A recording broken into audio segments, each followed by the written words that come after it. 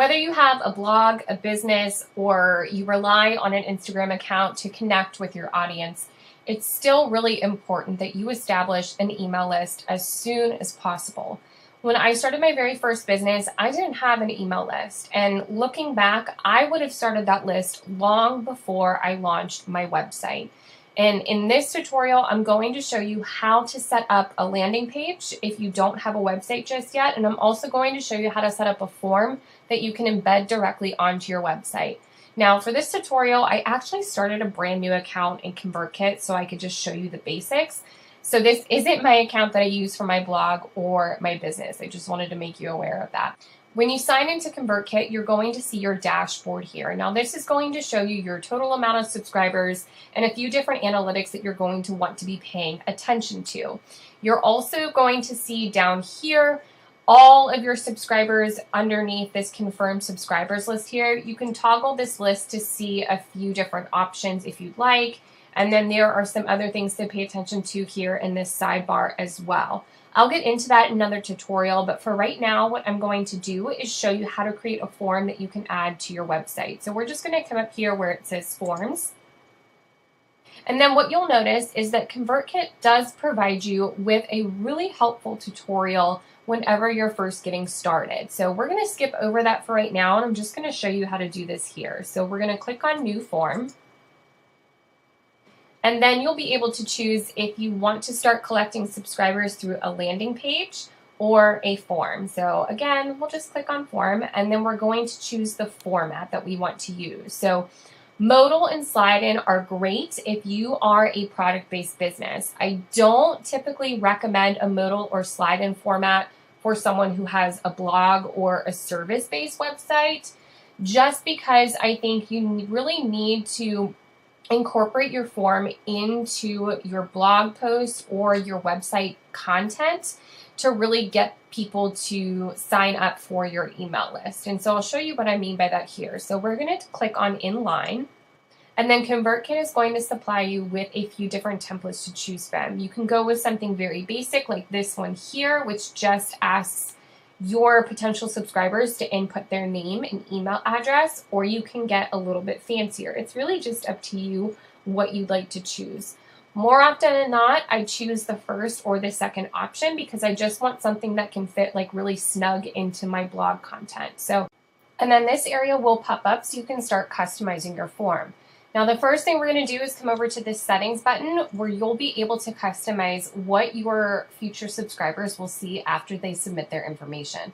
So you can have them see a success message, which will tell them that they've subscribed and they should check their email, or you can redirect them to another page on your website or to some sort of free download. Once you have that figured out, you're going to come down to this icon here and determine if you want to send them an incentive email after they opt in. Now, if you decide to do that, you can click on this Edit Email Contents and really customize the email that they receive after they opt into your list. If you don't want to send an incentive email, you can uncheck that box and all of your subscribers will be auto-confirmed. So this is the one that I really like to choose often so that they're not getting bombarded with emails. Now, it depends on what you're using your form for. If you are starting to set up any funnels or anything like that, which again, we can get into another tutorial, you might want to leave this on and edit the email contents, or you might want to redirect them to another page or a download where you can select a file that they'll receive once they opt in. So if you really aren't sure what to do here, you can just uncheck this button so that everybody will be auto-confirmed, and then you can send them to, like I said here, another page on your website. So really just play around with this and think about where you want your subscribers to go after they opt into your list. So after you have that all figured out, you're going to come down here and start customizing your form. Now you can change the background color of this form by selecting this box here and manipulating the colors. So you can make your form a different color so that it's branded, or you can just leave it the way it is and leave it white or any sort of neutral color.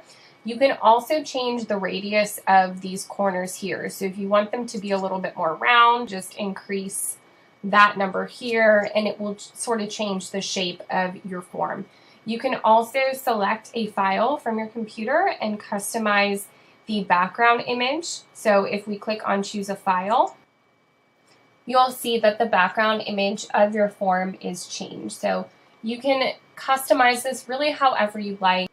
You can also change the color of this subscribe button here by clicking on it and changing it to a different color.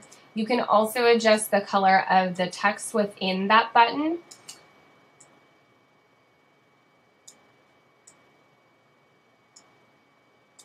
To make sure everything is on brand. Now, if you come down to this other settings button here, you can decide what you want your returning visitors to see after they've already subscribed on your form. So you can send them to a thank you page, or you can add a reCAPTCHA to your subscriber form in order to eliminate spam. Once this is done and your sort of overall form is customized, you can go ahead and start changing the text. So instead of saying join the newsletter, we want to come up with a stronger call to action. Now this is going to depend on the incentive that you're offering your subscribers so they opt into your email list. I really believe that you need to offer them something of value in order to collect their email address. Because if you think about it, how many times have you come to a website and seen this sort of join the newsletter or subscribe to stay updated, and you haven't entered your email address in because you don't necessarily know what value you're going to get in return? If you have a really solid and strong call to action on your form, it's going to influence your potential subscribers to sign up to your email list. So you want to think of what we can say to influence people to sign up to our list. So for example, if I'm thinking about the blog post that goes along with this tutorial, I might say something along the lines of, download your free cheat sheet, start growing your email list today. And then my subscribers will enter in their email address. Now, if you also want to collect their first name, what you can do is click on this plus button here. And then you'll see another little box pop up. You can move this around if you want this to be above the email address field.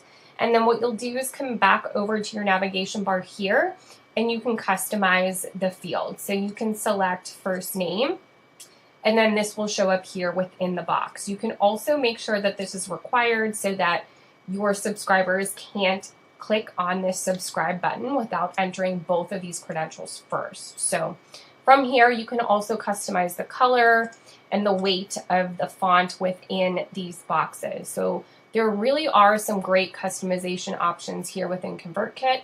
And if you do know CSS, which is custom code, you can go ahead and enter that in here if you're comfortable with that. But really, this is all you need to create a basic form. Again, you don't have to have this background image. You can just have a solid color, but you want to make sure you have a really solid call to action to influence people to sign up for your list. And this is where I think it's so important to make sure you are embedding the form within your blog post or within the content of your website, because ideally, you'll be creating multiple forms, especially if you have a blog and especially if you are just starting off growing your email list. You don't just want to have a general form there. You really want to make sure you are trying to persuade your visitors to get onto your list. So creating different freebies for each blog post or for each area of your website is going to be really important in establishing a solid email list right from the beginning. So once you're done with that, you're just going to click on save. And then when you're ready to add that to your website, you're going to click on embed. And then depending on the type of website you have and where you're embedding it, you're going to be either clicking on JavaScript, HTML, or any of these other options up here. So for me, I use Squarespace, so I always use the HTML option. And then I just click this copy button and I embed it onto my Squarespace page. If you have WordPress, there's an option here to do that. And then if you have something else that you're using, you can take a look at these other options here. But once that's done, that's really all there is to it. And again, you should be doing this anytime you create a freebie within your blog or you want to collect subscribers on your website. Now, if you're a product-based business, you might want to have a more general form. But again, you're going to want to have that really strong call to action, whether that be in the form of a discount code or free shipping or some special incentive to get people onto your list. Now, if you don't have a website or if you want to create a separate page to collect your subscribers, or you're not quite ready to launch it, but you want to start growing your email list, the next thing you can do is create a landing page. Now, I use landing pages all the time, even though I have websites. I just really like being able to use them and giving my subscribers, my potential subscribers, a separate place to go whenever I have something else to offer them. When we come back to the forms page, you're going to see the form that we just created. This is going to tell you how many people have seen this form, how many subscribers have come from this form, and what the percentage of conversions is. So how many people have seen it and signed up, that's going to be that percentage that you'll see there. Now, when you're ready to create a landing page, you're going to come back to new form. And instead of choosing that form option, all we're going to do is select the landing page option here. Now, one thing I really also enjoy about ConvertKit are their landing page templates. I think they have some really beautiful and captivating templates that you can choose from, so you don't have to work on building anything from scratch. Now, I used to use MailChimp, and I just found it really archaic and really honestly kind of boring. I love the dynamic templates here in ConvertKit. So you can take a look at the different templates that they have and choose one that really speaks to you and your brand. Just like the form we created, you can really customize this to be on brand with your current website or your Instagram. So for the sake of this tutorial, we're just going to select this one here. And then you'll be able to see all the different areas that you can customize. So this box here is customizable. This area here is customizable. Even these images here are all customizable. So you want to make sure that your landing page is really solid and you have a lot of really great opportunities to present your audience with a call to action. So again, here is where your form will be, and you can customize this form just as we did a couple minutes ago with our really general sort of box there that we created to embed onto our website. So this landing page is really a standalone page that your audience is going to be directed to. This isn't necessarily something that's going to be living on your website. So this is something completely separate. So it's really ideal for someone who does have an Instagram blog or somebody who hasn't launched yet. But even if you have launched and you just want people to go to a separate page for whatever reason, this is a great option for you. It's really similar to the form that we created, and it has the settings. It provides your visitors with a success message that you can customize or redirect to another page.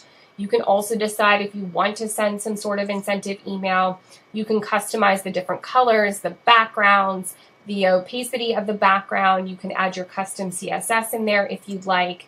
And then you can also continue to show this form for returning subscribers, hide it, and then you can go ahead here and embed any sort of SEO or analytics that you'd like. So there are really so many great customization options here within ConvertKit that I feel like if you are somebody coming from MailChimp or you've never used MailChimp before and you're not sure if you should use ConvertKit, my vote is 100% go with ConvertKit. So I'm not going to type out a whole landing page here because I think you get the idea of what you can do with this. It's really easy to customize.